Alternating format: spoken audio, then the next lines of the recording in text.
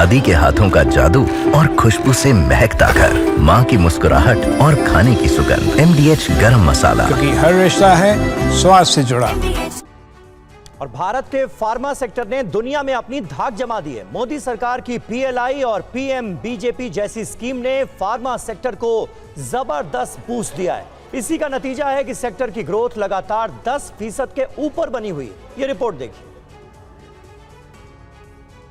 देश का pharma sector तेजी से आगे बढ़ रहा है। बढ़ती घरेलू और ग्लोबल मांग, साथ ही नए प्रोडक्ट के लॉन्च ने फार्मा सेक्टर को बूस्ट दिया है।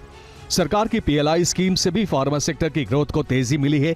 रेटिंग एजेंसी फिच के मुताबिक अप्रैल 2025 में फार्मा सेक्टर ने साल दर साल 7.8% की ग्रोथ हासिल की है।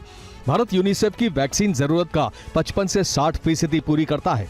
2023-24 में फार्मा सेक्टर का कुल टर्नओवर 4,17,345 करोड़ रहा। लगातार 5 साल से फार्मा सेक्टर की सालाना ग्रोथ 10% से अधिक बनी हुई है। PLI स्कीम के तहत फार्मा सेक्टर के लिए 15,000 करोड़ आवंटित किए गए हैं, जिसके तहत कैंसर, डायबिटीज जैसी बीमारियों के लिए महंगी दवाओं का उत्पादन किया जा रहा है। एक अन्य PLI स्कीम के तहत 6,940 करोड़ पेनिसिलिन G जैसी दवाओं के लिए और 3,420 करोड़ मेडिकल डिवाइस बनाने के लिए आवंटित किए गए हैं। 2023-24 में फार्मा सेक्टर में 12,822 करोड़ का विदेशी निवेश आया। फार्मा सेक्टर को सरकार के प्रोत्साहन से देश में सस्ती दवाएं उपलब्ध हो सकी हैं। फार्मा प्रोडक्शन में भारत दुनिया का तीसरा सबसे बड़ा देश है। भारत जेनेरिक दवाओं का दुनिया का सबसे बड़ा सप्लायर है।